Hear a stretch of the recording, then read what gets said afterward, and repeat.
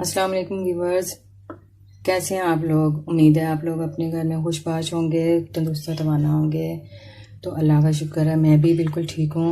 तो व्यूवर्स, आज मैं आपके लिए सर्दियों की सौगात मूली के पराठे लेके हाजिर हुई हूँ। आपको आज मैं ये सिखाऊंगी मूली के पराठे कैसे बनाए जाते हैं और लजीज और ज़बरदस्त किस्म के ये पराठे होंगे।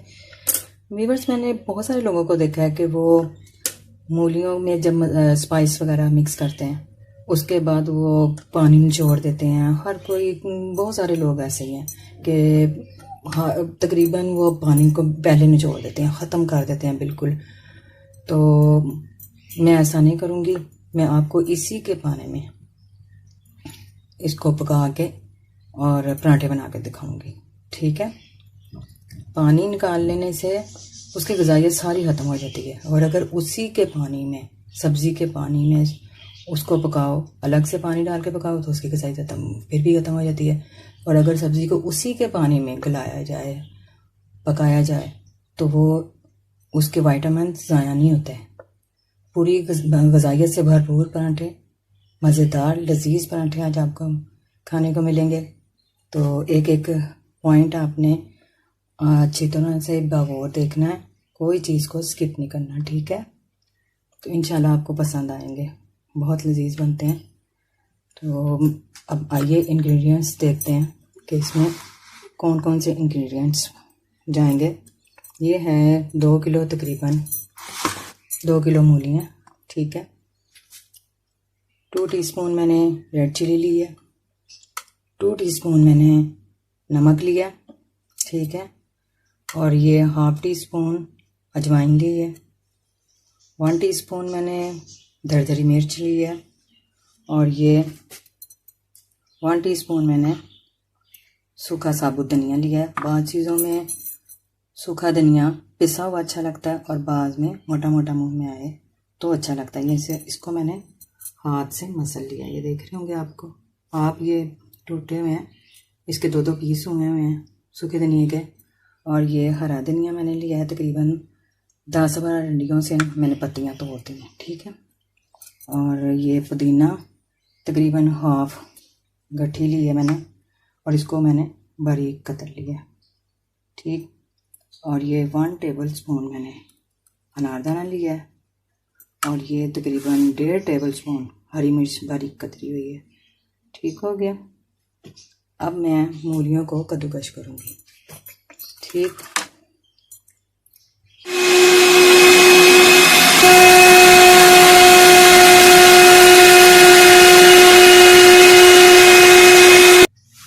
तो व्यूअर्स, मैं अब स्टोव ऑन करूँगी।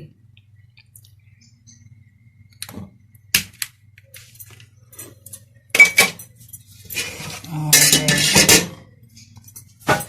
मूलियाँ इसमें डालूँगी कद्दूकश की हुई। इन मूलियों को मैं इनके ही पानी में गलाऊंगी और खुशक कर के पानी में, इस तरह विटामिन्स ज़ाया नहीं होंगे। अगर मैं एक्स्ट्रा कोई पानी डाल के किसी सब्ज़ी में हम लोग करें, पकाएं, गलाएं, तो उसके विटामिन्स ज़ाया होने का खदशा होता है। लेकिन जिस सब्ज़ी को, जिस चीज़ को हम उसी के पानी में खुशक करेंगे तो फिर विटामिन्स ज़ाया नहीं होते। इस तरह बहुत विटामिन्स जब पूरे पूरे बीच में होंगे तो ग़िज़ाइयत भी भरपूर होगी और मज़ा भी दुबाला होगा। तो इंशाल्लाह ताला आपको बहुत मज़ा आने वाला है इन पराठों से। ये देखें, ये हरा धनिया मैंने लिया था 8-10 डंडियों से, पत्तियाँ तोड़ी थी। ठीक है। ये हरी मिर्चें 1.5 टेबल स्पून है बारीक कटी। आप अपनी मर्ज़ी के मुताबिक नमक, मिर्च, हरी मिर्चें, इस किस्म की स्पाइस वगैरह को अपनी मर्ज़ी से कम ज़्यादा इनकी क्वांटिटी कर सकते हैं। ये कोरिएंडर 1 टेबल स्पून है, साबुत सूखा धनिया। ये हाफ टी स्पून अजवाइन,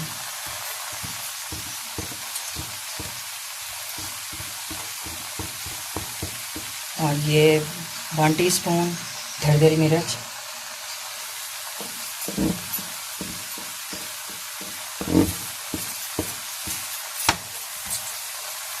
रेड चिली 2 टीस्पून,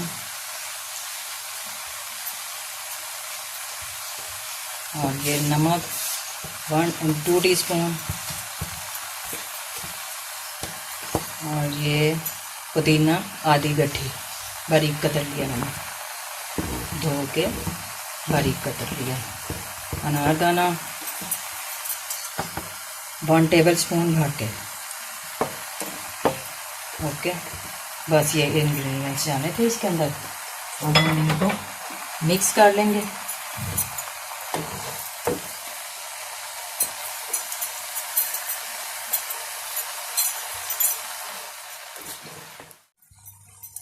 व्यूअर्स ये देखें, तमाम स्पाइसेस मैंने मिक्स कर दिए हैं। तो अब हम इसको फुल तेज़ आंच पे इसका पानी ड्राई करेंगे। तो तकरीबन 5 मिनट तक हम इसका पानी खुश्क कर लेंगे।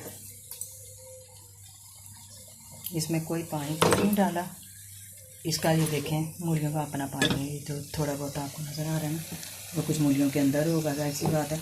तो इसको मैं इसी के पानी में खुश्क करूँगी, और साथ साथ जो स्पाइस हैं वो अच्छी तरह पक भी जाएंगे, वरना कच्चे कच्चे मुंह में आते हैं। जो बग़ैर इस मेथड के मूलियों की वाले पराठे बनाते हैं, उनके स्पाइस कच्चे कच्चे रह जाते हैं, मिर्चें कच्ची कच्ची फील होती हैं पराठों में।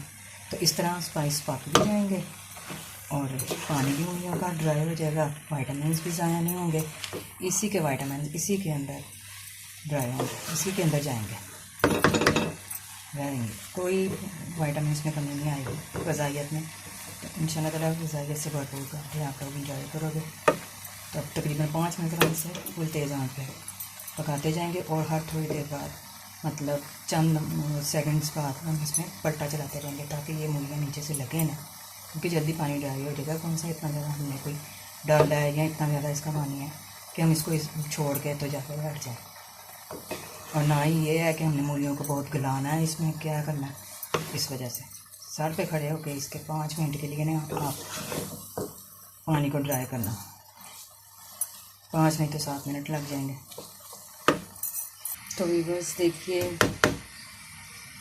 हमारी मूलियों की पीठी का पानी तकरीबन खुश्क हो चुका है। ये देखें, इधर कोई पानी नहीं है, और लेकिन हमने इतना भी खुश्क नहीं करना कि उसके अंदर से रस मुकम्मल तौर पर खुश्क हो जाए।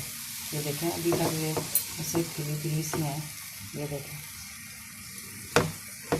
जूसी हैं, अभी भी इसमें रस है, ये देखें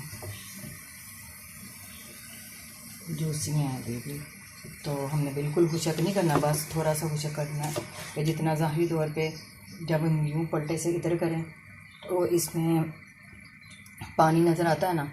जब हम पलटे से मूलियों को इधर करेंगे तो पीठी को इस साइड में करें तो पानी नज़र आता है, जैसे मैंने पहले आपको दिखाया था।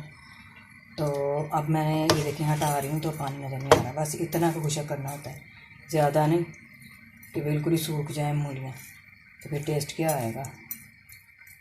ठीक है, तो अभी भी जूसी हैं अभी। अब लेकिन अब हम ये नहीं करेंगे कि फ़ौरन ही रोटियां पकाने लग जाएंगे। हम इस पीठी को ठंडा करेंगे। ठीक है, मैंने फ्लेम ऑफ कर दिया। तो अब हम इस पीठी को कुछ ठंडा करेंगे, इतना ठंडा कि मैं आराम से इसको रोटी में स्टफ़ कर। तो व्यूअर्स, अब हम रोटियां पकाने लगे हैं। पेड़े मेरे तैयार हो चुके हैं। तो जब भी आप कोई स्टफ़ रोटी पकानी हो, जैसे आपने दाल की बनानी है, आलू की बनानी है या मूली की, तो पेड़े जब बना लेते हैं ना, तो पेड़ों के ऊपर पहले हल्का सा नमक छिड़कते हैं एक एक साइड पे। ये रोटी के ऊपर वाली साइड आएगी, तो ये रोटी के, ये ध्यान रखना है कि ये जिस चीज़ हिस्से पे हम नमक लगाएं वो रोटी के एक हिस्सा रोटी के ऊपर वाली हिस्से साइड में आए, और दूसरा हिस्सा रोटी के नीचे वाले हिस्से में आए, निचली साइड में आए। ठीक है, वो इसलिए कि अंदर का स्टफ़ तो मसालेदार होता है, नमकीन होता है, लेकिन बाहर से रोटी हमें फीकी लगेगी। तो नमक लगा होगा तो टेस्ट दोबारा हो जाएगा। तो अब हमने पहले ये नमक वाले हिस्से का ध्यान रखना है कि ये नमक वाला हिस्सा कौन सा है। ये ऊपर नीचे आना है, बस अंदर की तरफ नहीं आना, स्टफ़ की तरफ नहीं आना। ठीक है, ये हमने नीचे दिया और ये नमक वाला हिस्सा था, ये मैंने नीचे की तरफ रखा है। ठीक है,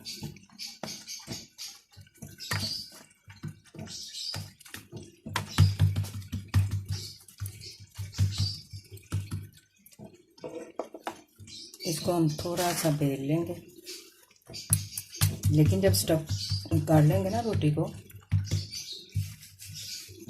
मूलियों की पीठी बीच में बांट लेंगे, तो हम बेलना यूज़ नहीं करेंगे, फिर हम इसको हाथ के साथ ही बढ़ाएंगे।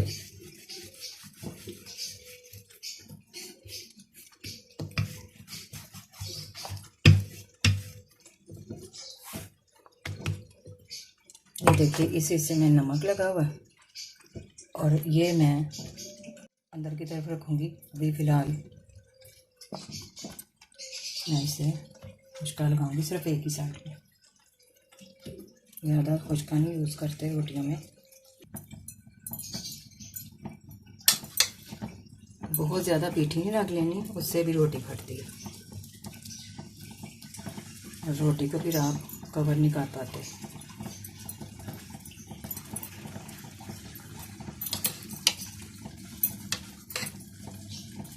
चलो, ये काफ़ी है अब इतनी। ठीक है,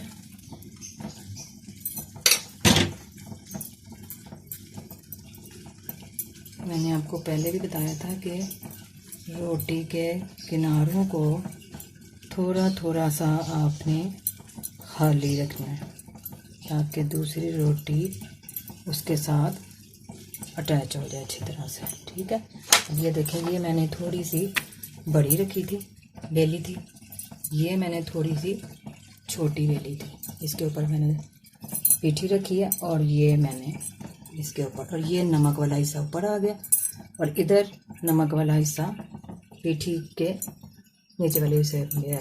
ठीक है, रोटी के ये देखें, कवर कर लेंगे हम इस तरह, इसके किनारों को उसके किनारों के साथ अटैच कर लेंगे यूँ। और ये याद रखना है कि आलू वाली रोटियां, पराठे या दाल वाले, जो भी आप स्टफिंग वाले पराठे वगैरह बनाएं, तो उसके लिए आटा आपने पतला गूंदना, ना ज़्यादा सख्त हो ना ज़्यादा पतला हो। ठीक है, क्योंकि हमने इसको हाथ के साथ ही करना होता है।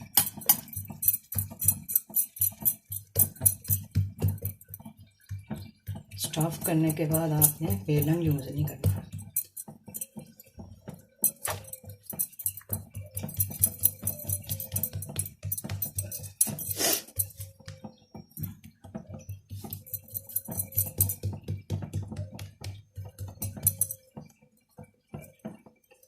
अपने हाथ को चाहे तो हल्का सा ऑयल लगा लें।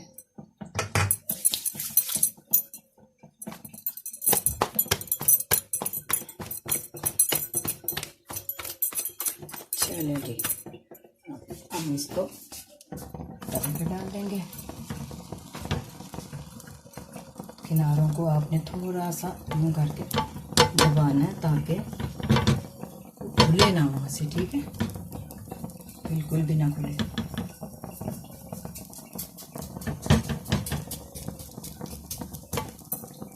नोट किया आपने कि हमारी रोटियों में से किसी किस्म का कोई पानी नहीं निकलता, ना ये अल्लाह के फजल से ना कोई फटती हैं, किसी किस्म की कोई प्रॉब्लम नहीं होती। अगर मेरे मेथड से आप करेंगे तो इंशाल्लाह ताला बहुत छुटाएँगे। बस जब इस तरह हल्के हल्के से ये डॉट्स बन जाए ना, ब्राउन ब्राउन से, लाइट कलर से, और ये देखिए कुछ कच्ची सी भी है, तो तब हम इसको ऑयल से ब्रश करेंगे, ऑयल अप्लाई कर देंगे ऊपर। छोटे छोटे से ब्राउन डॉट आ गए हैं, तो कुछ कच्ची है।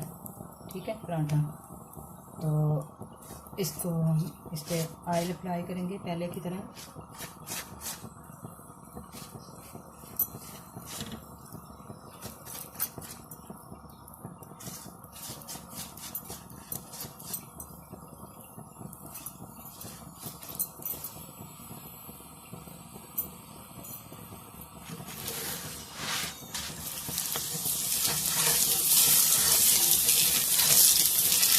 इसको घुमाते जाना है, ताकि एक जगह से, अगर एक जगह रुकी रहेगी तो वो उस जगह निकल जाएगी। ठीक है। एक दूसरी तरफ मैं ये जल्दी जल्दी ऑयल अप्लाई करूँगी ताकि उधर से सामना रहे।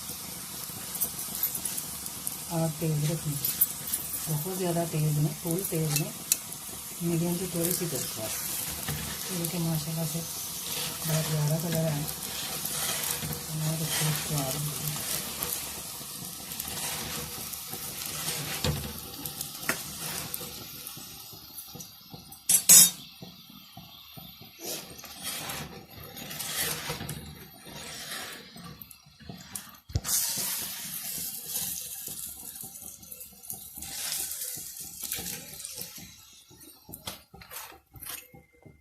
चलो जी,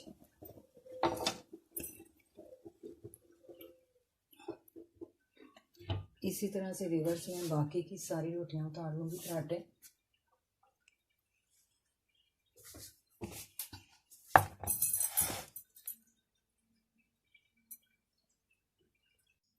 व्यूअर्स, अगर आप चाहें तो जब दो रोटियों को दोनों को आपस में अटैच करने के लिए जब पीछे उसमें डाल देते हैं तो दोनों रोटियों को अटैच करने के लिए उंगलियों की पोरों से हम इस चीज़ को, रोटी के किनारों को दबाते हैं। तो आप उनको उंगलियों की पोरों से दबाने की बजाय आप इस तरह भी कर सकते हैं। ये देखें, फोक के साथ मैंने कुछ रोटियों को फोक के साथ किया था किनारे पे यूँ करके, ये देखें ऐसे। तो इससे भी आपकी पीठी बाहर निकलने से बचेगी। ठीक है, जैसे आप मुनासिब समझिएगा कर लीजिएगा। व्यूअर्स, मैंने इसके साथ रायता बनाया है, उसमें ज़ीरा डाला है और 2 चुटकी नमक के डाले हैं। ठीक है, अच्छा लगता है रायता मूली वाली रोटियों के साथ, तो मैंने ये बना लिया। इसमें नमक, दही में नमक डालने से पहले आप पहले ये रोटी खा के देख लीजिएगा पराठा कि इसमें नमक कैसा है। अगर उसमें मुनासिब सही नमक है, मुनासिब है नमक, तो फिर आप दही में मिक्स कर सकते हैं। लेकिन अगर आपको आपकी पीठी में आपसे अगर थोड़ा ज़्यादा नमक पड़ जाए तो आप दही में नमक मिक्स नहीं कीजिएगा। तो व्यूअर्स, मैंने सारी रोटियां तैयार कर ली हैं। ये आपको प्रेजेंटेशन के लिए इसमें मैंने ट्रे में रखी हैं, बाकी मैंने हॉट पॉट में रख ली हैं पूरी फैमिली के लिए। और फैमिली वाले इस इंतज़ार में हैं कि जल्दी से मैं अपनी वीडियो ख़त्म करूं और वो हमला करें।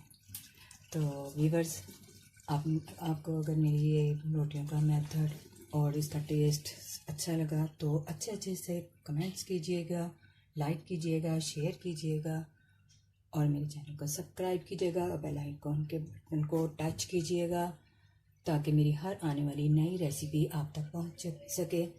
तो व्यूअर्स, एंजॉय करें। अल्लाह पाक आपको खुश रखे, आपके खानों में बरकत दे, आपके रिस्क में बरकत दे। तो अपनी दुआओं में याद रखिएगा। इसके साथ ही हम अपनी वीडियो ख़त्म करते हैं। अल्लाह हाफिज़।